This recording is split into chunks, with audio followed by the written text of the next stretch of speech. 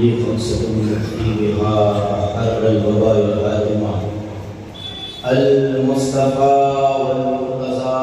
وابناهما والفاطمة يا صديق يا عمر يا عثمان يا حيدر دفع شرق خيراور يا شبير يا شبر إن الله وملائكته يصلون على النبي يا أيها الذين آمنوا صلوا عليه وسلموا تسليما اللهم صل على سيدنا وشفيعنا وحبيبنا مولانا محمد وعلى آل محمد كما تحب وترضى بك وصل عليه صلاة وسلام عليك يا رسول الله صلاة وسلام عليك يا حبيب الله صلى الله عليه وسلم سبحان ربك رب العزة عما يصفون وسلام على المرسلين والحمد لله رب العالمين. الحمد لله الحمد لله الحنان المنان الذي خلق الإنسان وعلمه البيان والصلاة والسلام على سيد الإنس والجان سيد ولد عدنان حبيب الرحمن وعلى آله وأصحابه ذوي الغفران أما بعد فأعوذ بالله من الشيطان الرجيم ببركة بسم الله الرحمن الرحيم ورفعنا لك ذكرك صدق الله مولانا العظيم وبلغنا رسوله النبي الأمين المهدي المبين الكريم ونحن على ذلك لمن الشاهدين والشاكرين والذاكرين والحمد لله رب العالمين.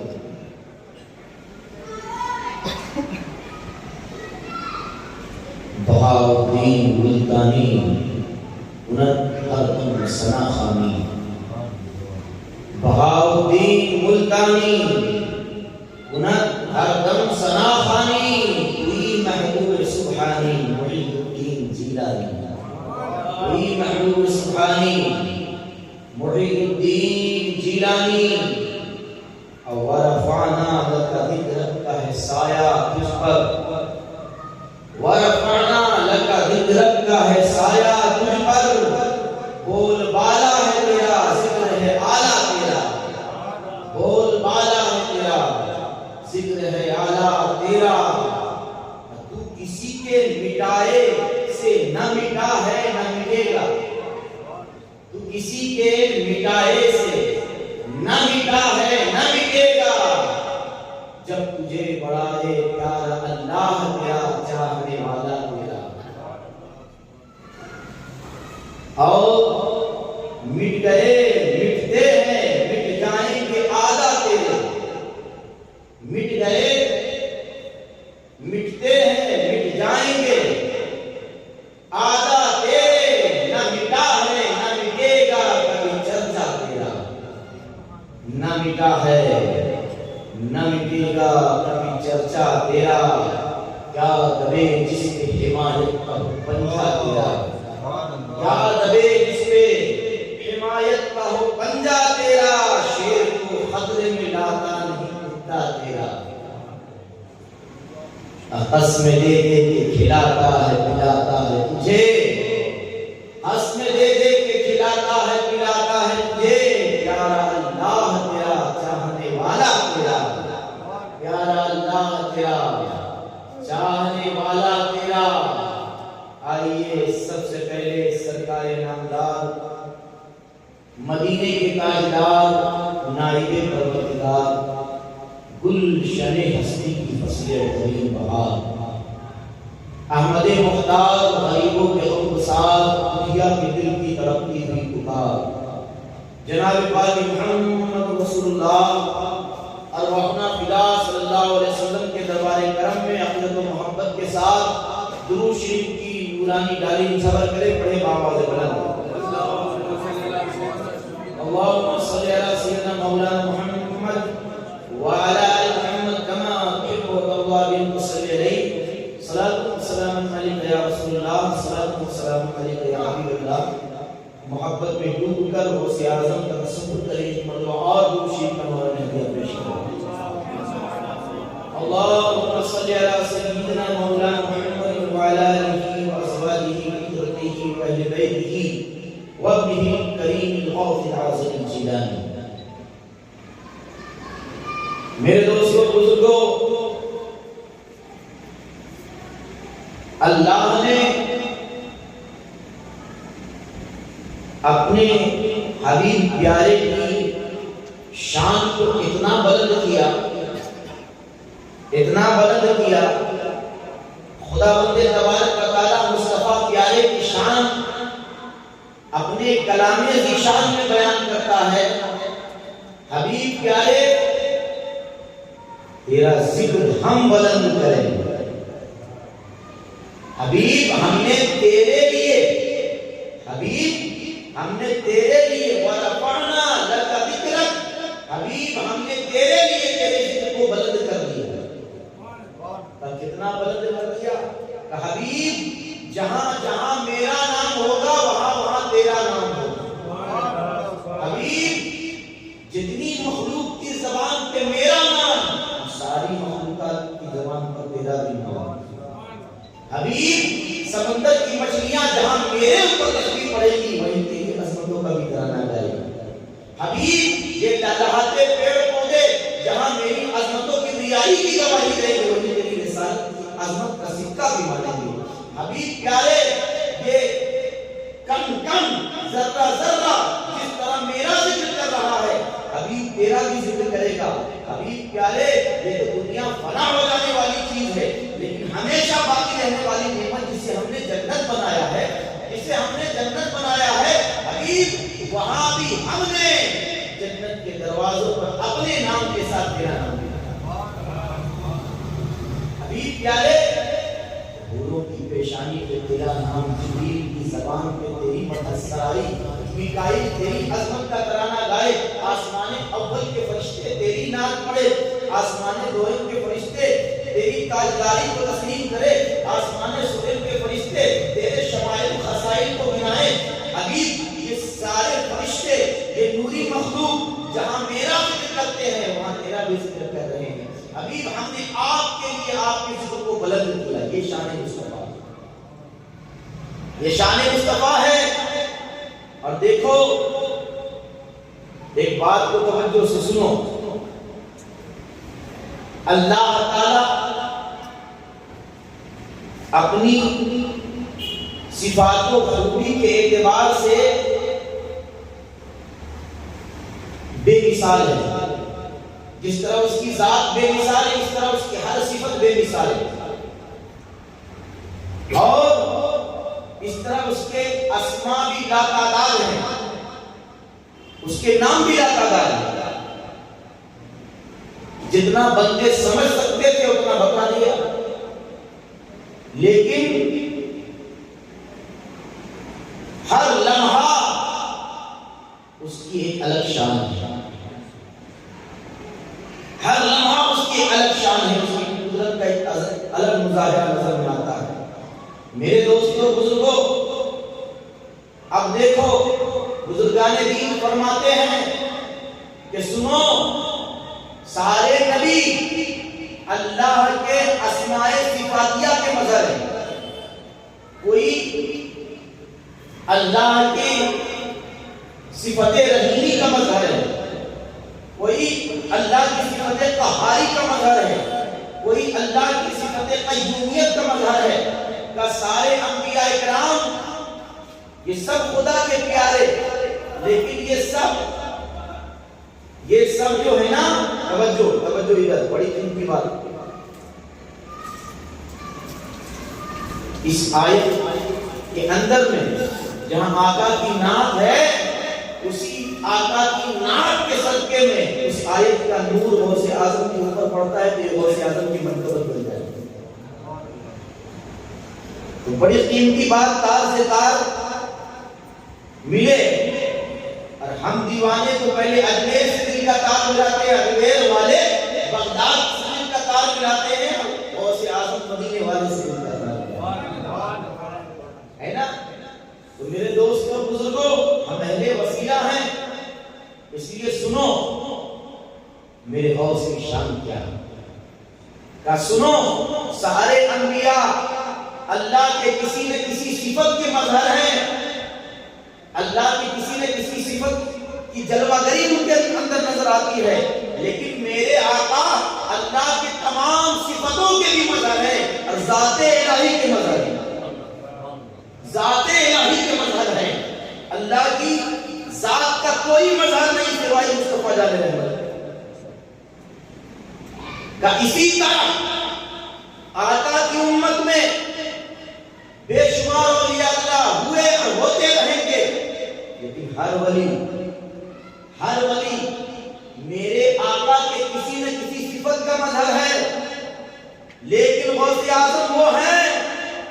کہ جس طرح میرا نبی اللہ کی ذات و صفات کا مظہر ہے، اسی طرح سرکار غوث اعظم اپنے نانا جان محمد رسول اللہ کی ذات کا بھی مظہر ہے، صفات و کمال و خوبی کے بھی مظہر ہے۔ اسی لیے سرکار غوث اعظم کو مظہر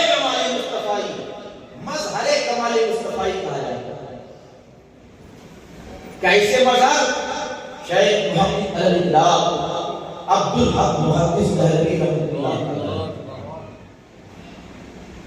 وہ محقق جس کی تحقیق کو پوری دنیا اسلام آج بھی تسلیم کرتی ہے، وہ شیخ عبدالحق محدث دہلوی رحمۃ اللہ علیہ فرماتے ہیں کہ سنو، یوں تو آقا کی خاندان نبوت کے یہ سارے ستاروں میں آقا کا نور اسی طرح جگمگا رہا ہے، ذریت مصطفیٰ میں آقا کی اولاد میں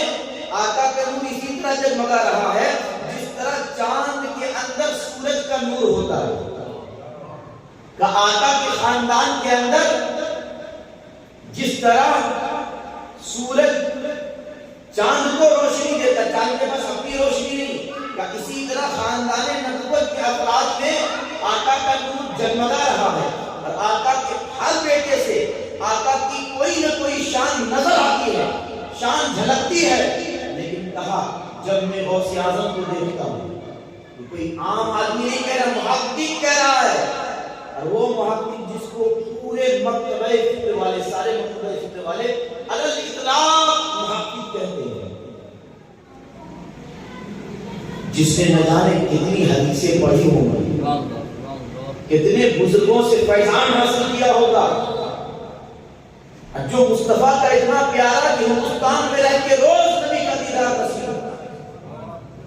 وہ شیخ عبدالحق محدث دہلوی رحمۃ اللہ علیہ صرف محقق نہیں، اتنا بڑا ولی ہے کہ روزانہ رسول اللہ کے بارگاہ میں حاضری ہو رہی ہے۔ کیا دیکھا انہوں نے عالم روحانیت میں غوث اعظم کو، کیا جلوہ دیکھا ہوگا، کہ یوں تو آقا کے ہر فرد، آقا کے خاندان کے ہر فرد کے اندر جمال مصطفیٰ کی رونق نظر آتی ہے، آقا کے نور کا پرتو آقا کا ہر بیٹا ہے، لیکن جب میری نظر غوث اعظم کے جلوے کو دیکھتی ہے، غوث اعظم کے کمال و خوبی کو دیکھتی ہے، تو ایسا لگتا ہے کہ رسول کائنات خود تشریف لے آئی۔ دیکھتے ہی غوث اعظم کے کمال و خوبی کو ایسا لگتا ہے کہ آقا کی پوری کمال و خوبی ایک آئینے کی شکل میں نظر آ رہی ہے۔ کیا ایسا لگتا ہے کہ سرکار غوث اعظم کی پوری کمال و خوبی کمال مصطفیٰ کا عکس ہے، کہ آقا کی ذات اور صفات دونوں کا مظہر اللہ نے غوث اعظم کو بنایا ہے۔ کہا سرکار شیخ یہ ہم جیسا کوئی کبیر نہیں کہہ رہا، شیخ محمد اللہ عبدالحق محدث دہلوی کہہ رہے ہیں، جن کو روزانہ رسول اللہ کے نورانی چہرے کی زیارت ہو رہی ہے ہندوستان میں بیٹھے ہوئے، ایسا محقق کہہ رہا ہے آقا کے ہر بیٹے کے اندر آقا کو جب دیکھتے ہیں، آپ کی ذات کو جب دیکھتے ہیں تو کمال و خوبی کو دیکھتے ہیں تو ایسا لگتا ہے کہ پورا کمال مصطفیٰ کا دفتر غوث اعظم ہے۔ آپ غوث اعظم کے جمال و نورانیت کو دیکھتے ہیں تو ایسا لگتا ہے کہ آئینے کے پیچھے سے آقا کا پورا نور اور جلوہ نظر آ رہا ہے۔ اب امام اہل سنت اعلی حضرت رحمۃ رضوان کا وہ شعر سنو۔ اعلی حضرت فرماتے ہیں ورفعنا لک ذکرک کا ہے سایہ تجھ پر، ورفعنا لک ذکرک کا ہے سایہ تجھ پر، بول بالا ہے تیرا ذکر ہے اعلیٰ تیرا۔ کہا سنو، جس طرح اللہ نے اپنے حبیب کے ذکر کو بلند کیا کہ پوری کائنات حبیب پیارے تیری عظمتوں کی گواہی دے گی، ساری مخلوق تیری عظمتوں کے ترانے پڑھیں گی، اسی طرح اپنے وقت کا مجدد عاشق غوث اعظم کہتا ہے سنو، ہر ولی کو آقا کی کسی نہ کسی صفت کا جلوہ ملا ہے، لیکن غوث اعظم وہ ہیں جن کو ذات مصطفیٰ کی تجلی ملی ہے، آقا کی روح مبارک کی تجلی ملی ہے۔ کہا کیسے؟ کمالات مصطفیٰ، ابھی میں نے بتایا نا آقا کا کمال، آقا کی خوبی،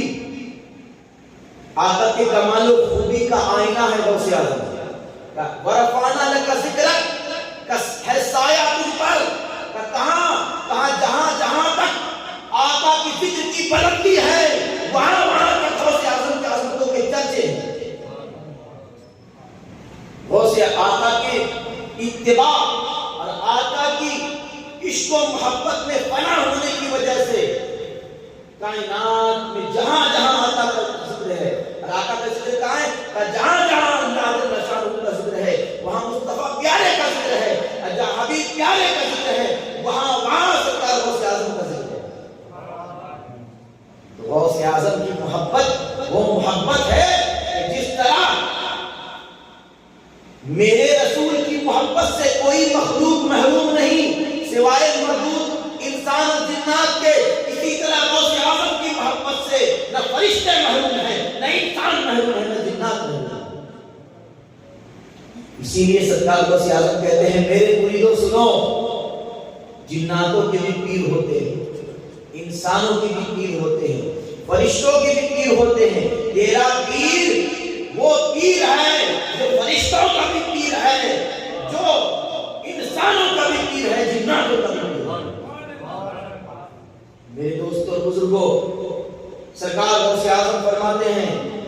کہ سنو کلو ولی لہ قدم والا قدم النبی بدر الکمالی، ہر ولی کسی نہ کسی نبی کے نقش قدم پہ ہوتا ہے، اور میں نبیوں کے سلطان محمد رسول اللہ کے نقش قدم پر ہوں، آقا کے نقش قدم پر ہوں۔ کیسے؟ آقا غوث اعظم کی پیدائش کے ذکر کے آخری مرحلے کو میں نے چھوڑا کہ جلوہ سامانی کیا ہے؟ کہ غوث اعظم، کل آپ نے ذکر سنا نا حضرت یحییٰ کا، حضرت یحییٰ علیہ السلام کب پیدا ہوئے؟ کہ جب آپ کی امی جان بوڑھی ہو چکی ہے، حضرت زکریا بڑھاپے کے دہلیز میں ہیں، سن ایاس کو پہنچ گئے ہیں، جب ڈاکٹر جواب دے دیتے ہیں کہ اولاد نہیں ہو سکتی، ایسے وقت میں اللہ نے اپنی قدرت کا مظاہرہ کیا۔ اب سنو، سرکار غوث اعظم جب پیدا ہوئے نا تو آپ کی امی جان کی عمر تھی 60 برس۔ کتنے؟ 60 برس۔ اور بزرگان دین لکھتے ہیں کہ یہ عرب کی عورتوں کے اندر، خاندان قریش کی عورتوں میں اللہ نے یہ طاقت رکھی ہے کہ 60 برس کی بھی ہو جائیں تو اولاد ہونے کا چانس ہے، اور 50 سال کی عورتیں اولاد ہونے اللہ کی قدرت سے ہو جائے، یہ اللہ کی قدرت ہے، لیکن کا ہوتا نہیں۔ لیکن عرب کی خاتون کے بارے میں اس زمانے میں بھی کہا جاتا تھا کہ 50 سال کی بھی ہو جائے تو بچہ جن سکتی ہے، لیکن ان کا عرب کے اندر بھی صرف قریش، خاندان قریش نے نبی کے خاندان میں یہ کمال و خوبی کی، یہ پاور تھا کہ عورت 60 سال کی عمر کی بھی ہو جائے تو اولاد ہو سکتی ہے۔ اور صدیوں کے بعد اللہ کی یہ قدرت غوث اعظم کی شکل میں ظاہر ہوئی۔ تاریخ اب جب بھی اٹھا کے دیکھیں گے نا،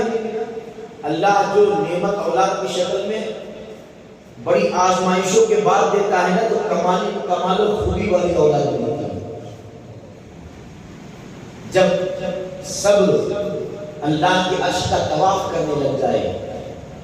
صبر و رضا کے ہر سانس اللہ کی صبر و رضا کی موتی بن جائے،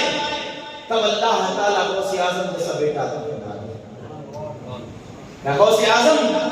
جب پیدا ہوئے تو جلوہ سامانی کا کیا عالم، کہا کوئی بھی نظر جما کے غوث اعظم کے چہرے کو دیکھ نہیں سکتا۔ ایک کمال اور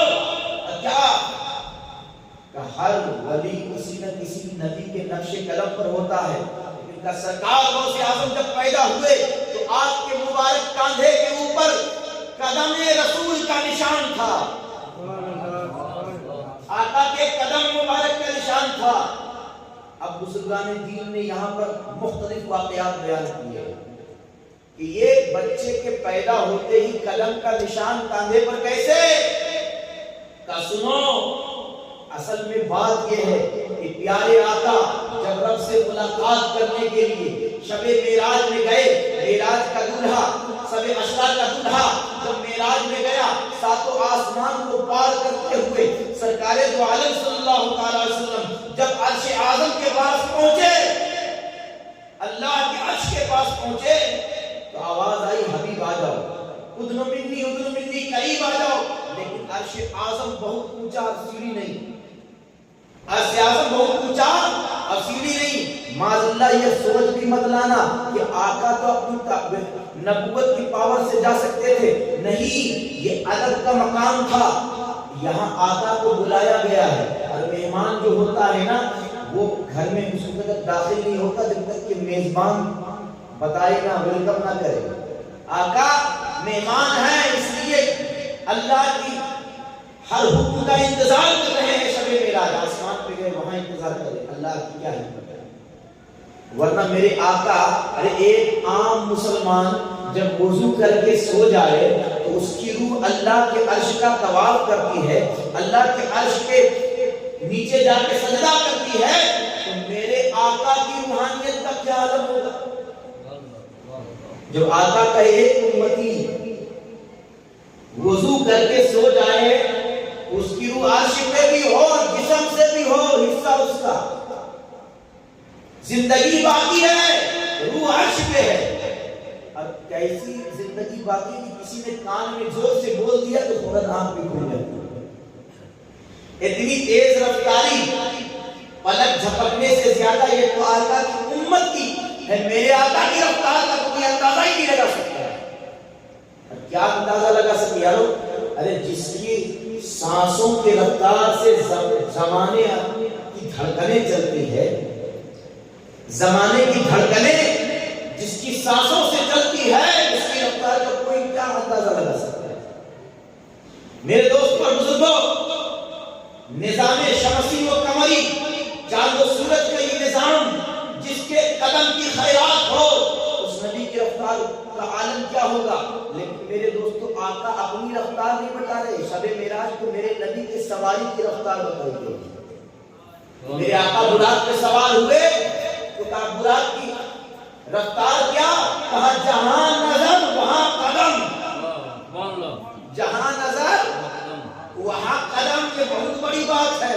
ہماری نظر یہاں دیوار تک دیکھ رہی ہے لیکن قدم وہاں نہیں پہنچ سکتی۔ یہ آقا کی سواری کا کمال ہے کہ آقا براق پہ بیٹھے تو جہاں براق کی نظر وہاں پہلا قدم۔ یعنی انسان کی نظر جتنی تیز ہوتی ہے اتنا قدم تیز نہیں ہوتا، لیکن میرے مصطفیٰ جس سواری پہ بیٹھے وہ سواری بھی اتنی شان والی کہ جہاں میرے آقا، جہاں آقا کے سواری کی نظر پہنچ رہی ہے وہی قدم پہنچ رہا ہے۔ لیکن میرے دوستوں بزرگوں، علامہ عبد القادر کیبلی رحمۃ اللہ علیہ بیان فرماتے ہیں کہ سنو، جب آقا ساتواں آسمان کو پار کر کے عرش معلیٰ تک پہنچے، عرش اعظم تک پہنچے تو عرش بہت اونچا، اللہ کے حبیب ہاتھ باندھ کر ادب سے بارگاہ الہی میں کھڑے ہیں کہ اللہ کی قدرت کیا انتظام کرتی ہے کہ اتنے دیکھتے ہیں ایک نورانی شخصیت آتی ہے اور آنے کے بعد آقا کے نالین کے سامنے جھک جاتے ہیں اور اپنے دل کی زبان سے کہتے ہیں یا رسول اللہ مجھ پر سوار ہو جائیے، مجھ پر سوار ہو جائیے۔ آقا نے ان کے کاندھے پر، اس مخلوق کی نورانی مخلوق کے کاندھے پر اپنا پاؤں رکھا، وہ مخلوق اڑنے لگی۔ عرش اعظم پہ جب آقا پہنچے وہ مخلوق کونے میں خاموشی سے ہاتھ باندھے کھڑی ہو گئی۔ آقا نے غور سے دیکھا ایک نورانی نوجوان ہے جس کے چہرے سے نورانیت دکھ رہی ہے۔ آقا کے دل میں خیال آیا یہ اس کا مقام یقیناً ولایت سے اونچا ہوگا۔ آقا کے دل میں یہ خیال آنا تھا، اللہ نے وحی نازل کی، حبیب پیارے یہ تیرا ہونے والا بیٹا حسن کی اولاد میں ہوگا، اس کا نام عبد القادر ہے، حبیب یہ تیرا بھی محبوب ہوگا اور میرا بھی محبوب ہے، حبیب اس کی وجہ سے تیرے دین کو دوبارہ زندگی ملے گی، تیرے دین کو دوبارہ زندگی ملے گی۔ حبیب تعجب کی بات نہیں ہے، تو تیرے خاندان کا ایک فرد ہے، تیرا بیٹا ہے۔ آقا نے اللہ کا شکر ادا کیا اور سرکار غوث اعظم سے کہا کہ اے عبد القادر تیرے کاندھے پر میرا نورانی قلم پڑا ہے، اب جس طرح مجھے اللہ نے نبیوں کا سلطان بنایا ہے، اب اللہ تعالیٰ تجھے قیامت تک آنے والے سارے ولیوں کی سلطانی عطا فرمائے۔ جس طرح میں سارے ولیوں کا سلطان ہوں، اسی طرح جس طرح میں سارے نبیوں کا سلطان ہوں، اس طرح میری بارگاہ سے تمہیں یہ بادشاہت ملتی ہے کہ ولی بنے گا نہیں جب تک کہ تم مہر نہ لگا دو، مہر نہ لگا دو۔ میرے دوست اور بزرگوں، یہ میرے آقا غوث اعظم کی شان ہے۔ اور اسی کے متعلق ایک اور روایت بیان کی جاتی ہے کہ آقا کریم صلی اللہ علیہ وسلم جب براق پہ سوار ہونے والے تھے تو براق نے تمنا کی، یا رسول اللہ صلی اللہ علیہ وسلم میری تمنا ہے میرے آقا، جس طرح آپ نے دنیا میں مجھے عزت دی ہے نا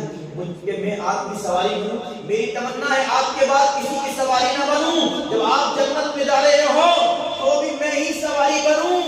یہ التجا ہے اس غلام کی۔ آقا نے کہا قبول کیا، تمہیں اپنی غلامی اور سواری میں قبول کیا۔ آقا نشانی چاہیے، تو آقا نے اپنا نورانی پنجہ براق کے گلے کے قریب مارا، براق کے گلے کے قریب مارا، تو آقا کے نورانی ہاتھ سے جو نور نکلا اس کی وجہ سے براق کی روح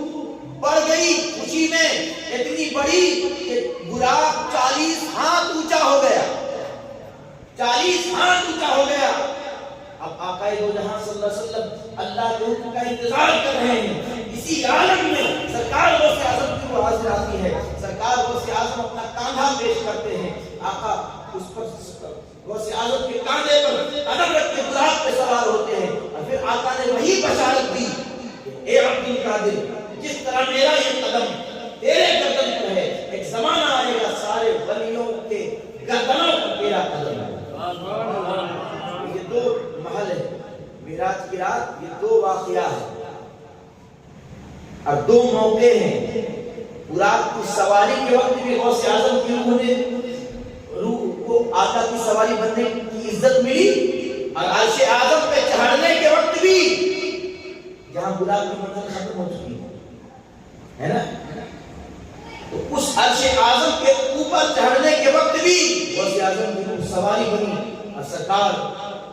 غوث اعظم جب پیدا ہوئے تو اپنے نانا جان کی وہ نشانی لے کر دنیا میں آئے۔ وَرَفَعْنَا لَكَ ذِكْرَكَ ہے سایہ تیرا، بول بالا ہے تیرا، ذکر ہے اعلیٰ تیرا۔ تو کسی کے مٹائے سے نہ مٹا ہے نہ مٹے گا، تو کسی کے مٹائے سے نہ مٹا ہے نہ مٹے گا، جب بڑھائے تجھے پیارا اللہ تیرا، چاہنے والا تیرا۔ میرے دوست اور بزرگوں، یہ شعر جو آپ سنتے ہو نا، مٹ گئے مٹتے ہیں مٹ جائیں گے اعلیٰ تیرے، یہ اصل میں غوث اعظم کی شان میں لکھا گیا۔ اصل میں امام اہل سنت یہ شعر غوث اعظم کی شان میں لکھا ہے کہ جس کو اللہ نے اپنے حبیب کے رفعت ذکر مصطفیٰ کی برکت دی ہو، آقا کے ذکر کی بلندی کا سایہ جس کی ذات پہ پڑتا ہو، اور اللہ نے جس کی منقبت کو آسمان و زمین میں پھیلا دیا ہو، اس کے ذکر کو کون مٹا سکتا ہے؟ اس کی عظمتوں کی ترانے تو صبح قیامت تک گائے جاتے رہیں گے۔ اسی کو سرکار غوث اعظم نے بیان کیا، افلت شموس الاولین وشمسنا ابدا لا افضل ولا لا تغربو۔ کہا سنو، بڑے بڑے لوگ چمکے، بڑے بڑے صاحب کمال چمکے، لیکن ان کی عظمتوں کے چراغ گل ہو گئے، ان کی عظمتوں کا سورج ڈوب گیا، لیکن ہماری عظمتوں کا سورج وہ سورج ہے کہ جس طرح سورج بیچوں بیچ میں ہوتا ہے نا، نصف النہار جس کو کہتے ہیں، وہ اس وقت سورج کی روشنی بہت زیادہ ہوتی ہے۔ ایسے ہی جب سورج 8 بجے کے قریب پہنچ جائے تو آپ نظر نہیں ملا سکتے، لیکن جب سورج آسمان کے بیچوں بیچ ہونا تو سب سے زیادہ روشنی ہوتی ہے اور سب سے زیادہ جلال ہوتا ہے۔ غوث اعظم کہتے سنو، ہماری عظمتوں کا سورج 20 آسمان میں چمک رہا ہے اور صبح قیامت تک چمکتا رہے گا، صبح قیامت تک چمکتا رہے گا۔ میرے دوستوں بزرگوں، کیوں نہ ہو، یہ جتنے اولیاء اللہ ہیں، یہ جتنی اولیاء کی جماعت ہے، ظہور امام مہدی تک یہ زمانہ غوث اعظم کا زمانہ ہے، سارے ولی غلام ہیں غوث اعظم، غلام ہیں غوث اعظم کے۔ میرے دوستوں درود شریف پڑھ لیجیے، اللہم صلی علی سیدنا شفیع حبیبنا مولانا محمد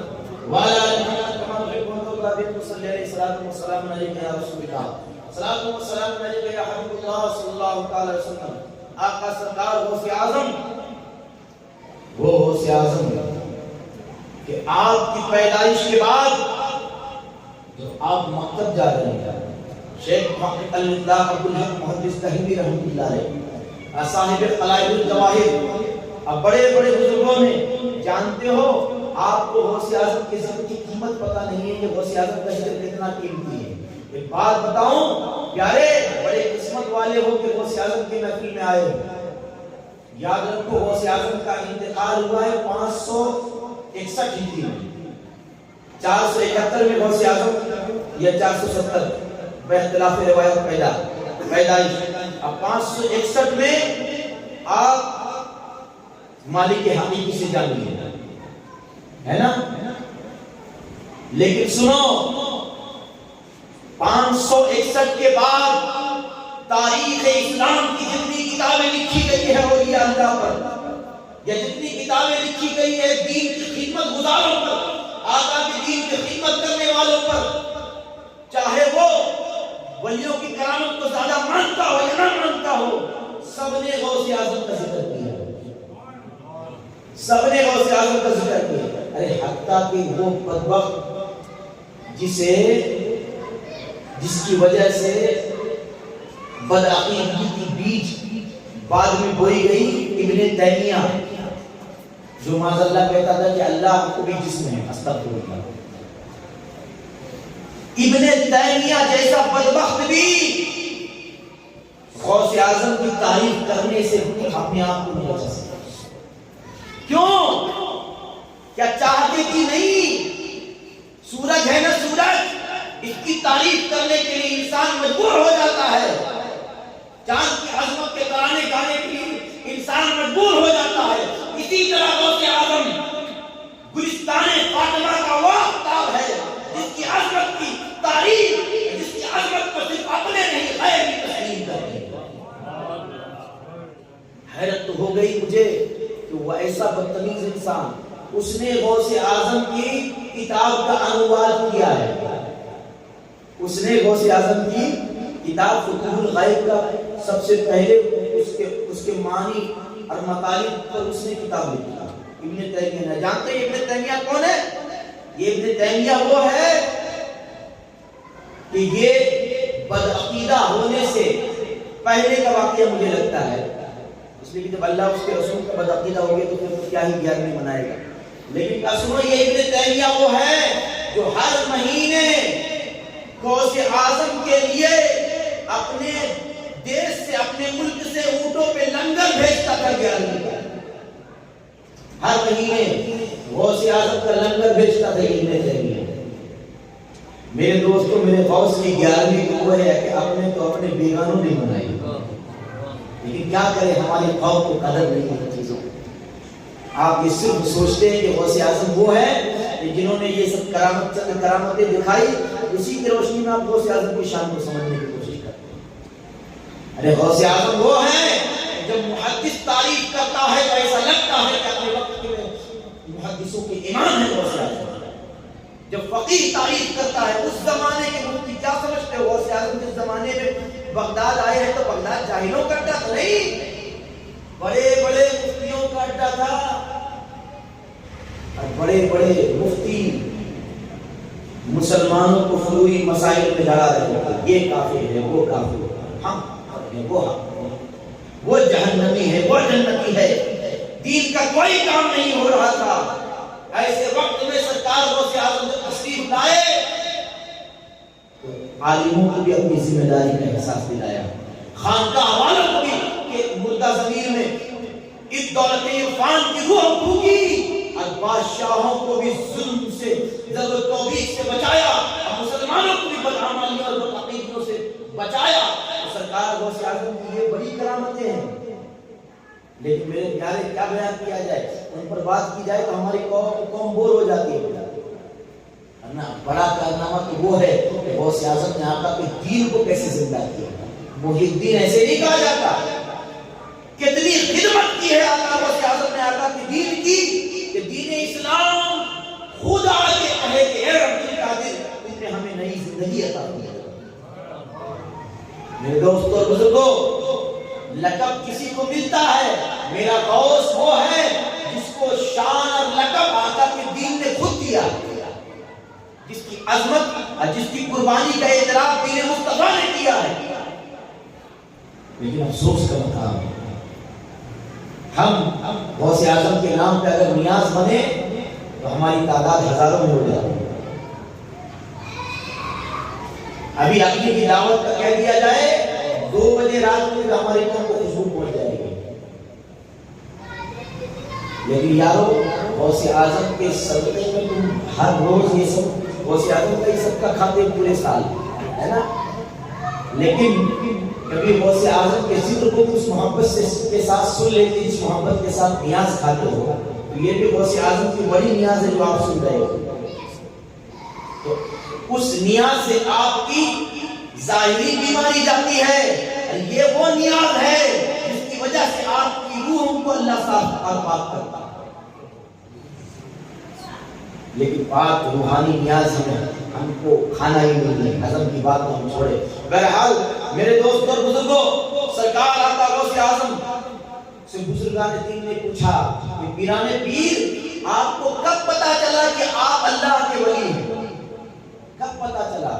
سرکار غوث اعظم کہتے ہیں کہ سنو، جب میری عمر 10 سال کی تھی، میں مدرسہ جاتا تھا تو فرشتے، نورانی فرشتے میرے ساتھ، فرشتوں کے ہجوم اور جلوس میں دونوں طرف فرشتوں کی نگرانی ہوتی تھی، اور فرشتوں کے جلوس میں میں مدرسہ جاتا تھا۔ وہ غوث اعظم جس کی ولایت کی شان 10 سال کی عمر میں یہ ہے کہ فرشتوں کو دیکھ رہے ہیں، فرشتوں کو دیکھ رہے ہیں۔ ایک ہے کمال وحدی، ایک ہے کمال کسبی۔ کچھ کمال ایسے ہیں کہ بندے کی محنت کا اس میں دخل نہیں، بندے کی محنت کا دخل نہیں، اپنا اللہ اپنے فضل سے عطا فرماتا ہے نا، جیسے کسی کا سید ہونا، یہ اس کا اپنا کمال نہیں، یہ اللہ کا فضل ہے۔ اور ایک ہے کمال کسبی، کہ انسان اپنی محنت سے کماتا ہے۔ سرکار غوث اعظم کی یہ کمال وحدی ہے جو 10 سال کی عمر میں دیکھ رہے ہو۔ میں جب مکتب جاتا تھا تو چھوڑنے کون آتے تھے؟ فرشتے، فرشتوں کی نورانی قطار ہوتی تھی، اور جب میں مدرسے کے دروازے پہ پہنچتا تھا تو آواز آتی تھی، افتحوا لولی اللہ، اللہ کے ولی کی تعظیم کے لیے کھڑے ہو جاؤ اور ان کو بیٹھنے کی جگہ دو۔ سرکار غوث اعظم کہتے ہیں ایک دن میں جا رہا تھا تو راستے سے ایک مرد قلندر نے چلتے چلتے مجھے دیکھا، اور دیکھنے کے بعد اس نے پوچھا یہ کون شہزادہ ہے جس کا چہرہ اتنا نورانی ہے کہ یہ امام فرشتوں نے کہا کہ امام حسن کی اولاد میں ہے. اس بزرگ نے کہا اس کے چہرے سے ولایت کا نور ٹپک رہا ہے. ایک زمانہ ایسا آئے گا کہ جس کی ولایت سے پوری دنیا فائدہ اٹھائے گی اور پوری کائنات اس کی ولایت کے سامنے جھک جائے گی. سرکار غوث اعظم کہتے ہیں جب 40 سال کا زمانہ گزر گیا اور میں اس منصب پہ فائز ہوا تب میری نگاہ ولایت نے دیکھا وہ بشارت دینے والا کوئی اور نہیں اللہ کی ولیوں میں سے ایک ابدال تھا. میرے دوستوں اور بزرگوں وہ آقا غوث اعظم کہ الیہ یا مبارک کی صدا آتی ہے خلوت میں حیدر والے الہی رتبہ غوث اعظم. کون غوث اعظم؟ وہ آقا غوث اعظم جن کا بچپن اتنا پاک کہ سرکار غوث اعظم پیدا ہوئے. اس واقعے کو کرامت ماننے والوں نے بھی لکھا ہے, کرامت نہ ماننے والوں نے بھی لکھا ہے نا. غوث اعظم کا یہ واقعہ بہت سارے کرامت پہ لوگوں نے کیچی کو مارنے کی کوشش کی, لیکن کیا جب غوث اعظم کی یہ شان ہے غوث اعظم کے غلاموں کی کہ کیا مٹے جس پہ حمایت کہو بن جا تیرا, تو سرکار غوث اعظم کسی کی کیا شان ہوگی. سرکار غوث اعظم محبوب خدا ہے. کوئی اپنے دوست کے ذکر کو مٹنے دیتا ہے؟ کوئی؟ سرکار کے دم پاک نے کہا تھا باد صبا مٹاتی ہے میرے مزار کو, ارے مٹی بھی ہے کبھی یاد تیرے یادگار کی, مٹی بھی ہے کبھی یاد تیرے یادگار کی, جو یادگار خدا ہو جائے اس کے ذکر کو گردش زمانہ, اس کے مزار کو گردش زمانہ کیا مٹائے. اللہ تعالیٰ لوگوں کے دلوں میں ان کی محبت کو نقش کر چکا ہے, اور وہ قسمت والے نطفے ہیں جن کے مقدر میں غوث اعظم کے غلامی اور محبت اللہ نے. میرے دوستوں اور بزرگوں سرکار غوث اعظم پیدا ہوئے. آپ کی والدہ فرماتی ہیں میرا بیٹا عبد القادر جب پیدا ہوا تو رمضان کی پہلی تاریخ تھی, لیکن میرے بیٹے نے دودھ نہیں پیا. پورے جیلان میں یہ مشہور ہو گیا کہ سادات حسنی میں ایک ایسا بچہ پیدا ہوا ہے کہ جو دودھ پینے کے زمانے میں بھی روزہ رکھتا ہے, روزہ رکھتا ہے. افطار کے وقت سرکار غوث اعظم دودھ پیتے تھے. ایک متقی وہ ہے جو خود بنے, ایک متقی وہ ہے جسے اللہ بنا کے متقی دے. جسے اللہ متقی بنا کے بھیجتا ہے نا, اس کے تقوی کو شیطان کبھی چھین ہی نہیں سکتا ہے نا. اپنی آپ سے متقی بننے میں تقوی کے لٹ جانے کا خوف ہے. لوگ شریعت کا ادب, شریعت کب لاگو ہوتی ہے, شریعت آپ پہ کب لاگو ہوتا ہے؟ جب آپ بالغ ہو جائیں. جب تک آپ بالغ نہیں ہیں, آپ سے کوئی گناہ ہوتا ہے شریعت کا قلم نہیں چلے گا, ہے نا. آقا کا حکم ہے اپنے بچوں کو 7 سال کے ہو جائے تو نماز کا حکم دو, اور 10 سال کے ہو جائے تو مار کے نماز پڑھاؤ.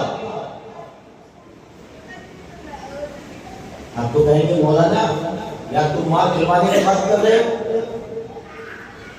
وہ زمانہ تو چلا گیا. لگتا ہے کب کا کہ اولاد باپ کی قدر کرتی تھی. کیوں؟ تم باپ کی طرح بھی تھے. باپ بننا بڑا مشکل کام ہے. سورج کو لوگ حقارت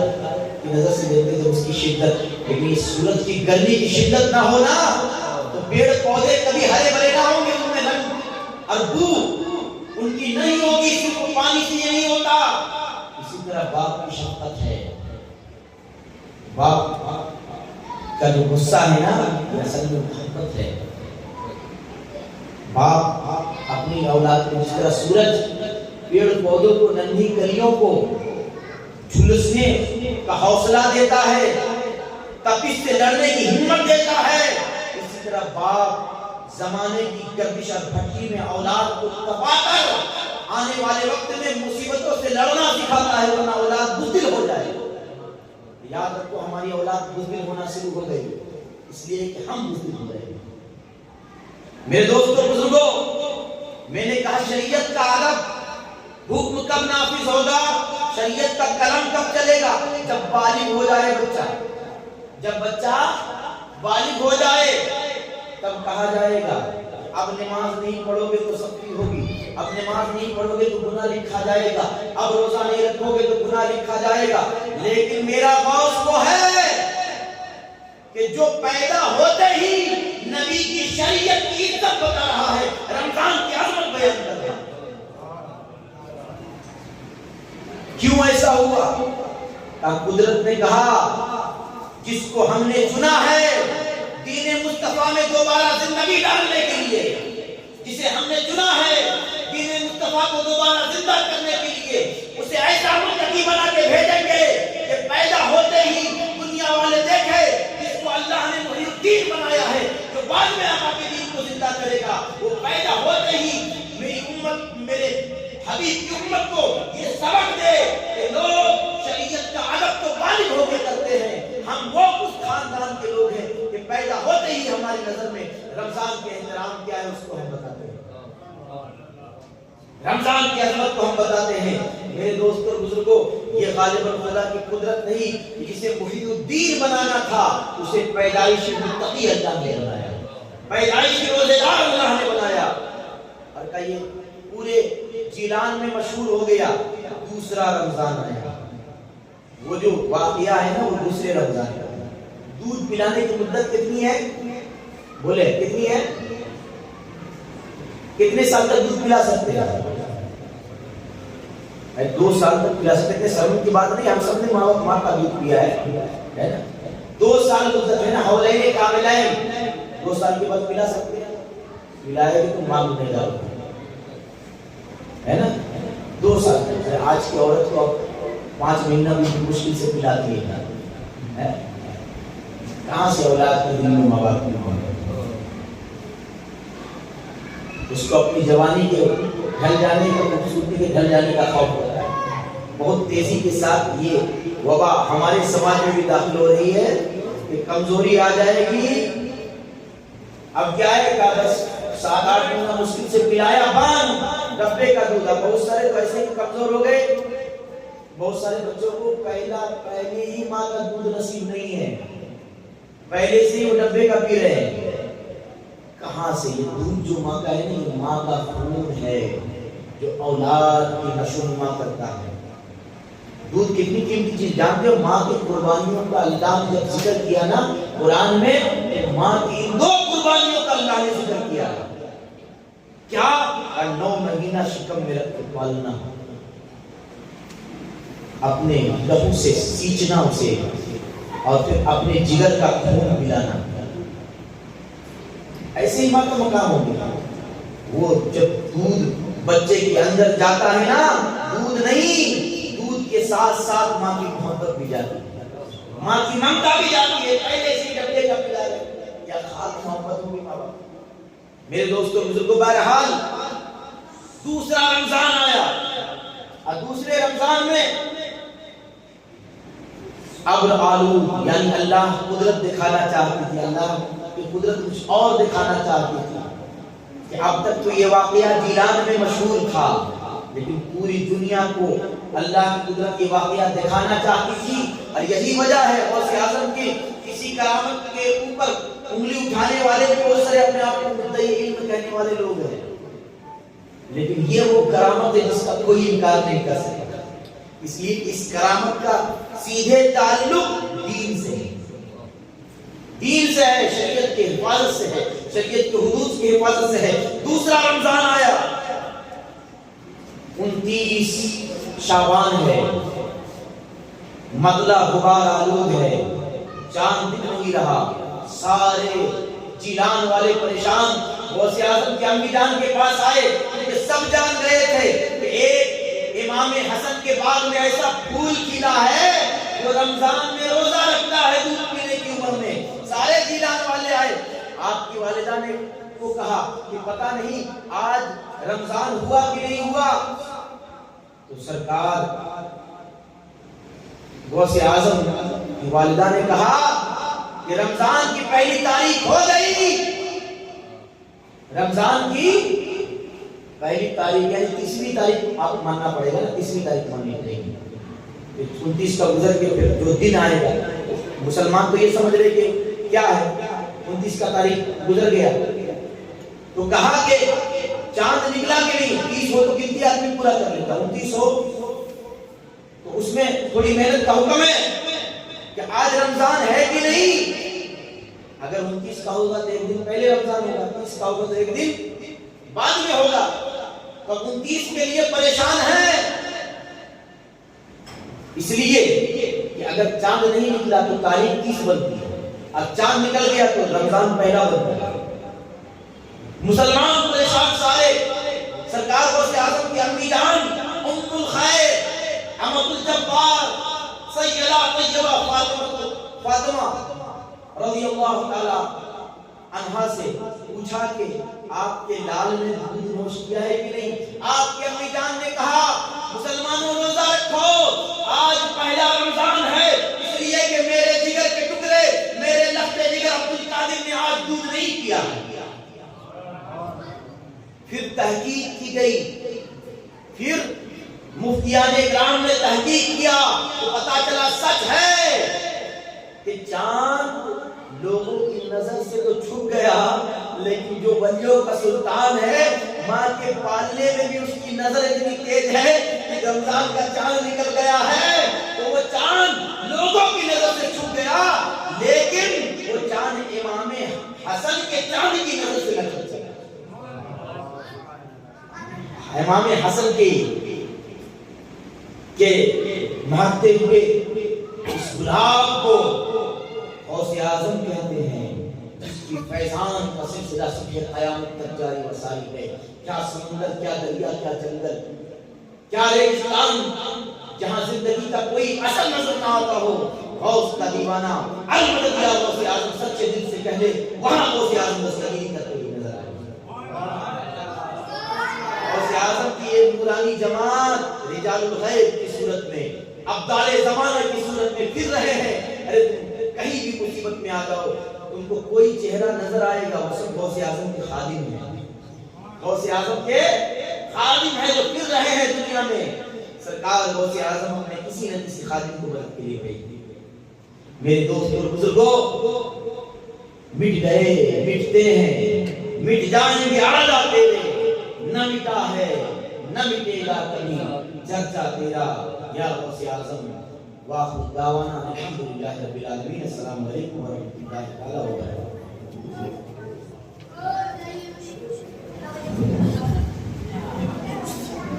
बरकातहू।